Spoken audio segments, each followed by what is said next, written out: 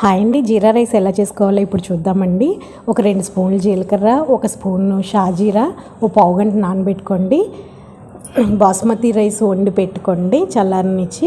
ఇప్పుడు స్టవ్ మీద పాన్ పెట్టుకొని 2 స్పూన్లు నెయ్యి వేసుకొని ఈ నానబెట్టుకున్న జీలకర్ర మాత్రమే వేయండి, నీళ్లు వేయకండి. తర్వాత బిర్యానీ ఆకు, కొద్దిగా మిరియాలు వేసి అవి వేగంగానే ఉల్లిపాయ పచ్చిమిర్చి కూడా వేసుకొని వేయించుకోవాలండి. ఉల్లిపాయ మరీ బాగా వేగకూడదు, కొంచెం దూరగానే వేగాలి. వేగాక చల్లారిన ఈ అన్నం వేసుకోవడమేనండి. వేసుకొని కొద్దిగా ఉప్పు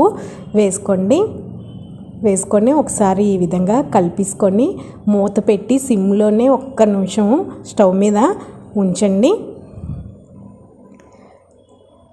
1 నిమిషం అయిపోగానే తీసి మళ్ళీ ఒకసారి కలిపేసి స్టవ్ ఆఫ్ చేసి కొత్తిమీర జల్లండి. అంతేనండి, జీలకర్ర రైస్ రెడీ అయిపోయింది. ఈ వీడియో కానీ నచ్చితే లైక్ చేయండి.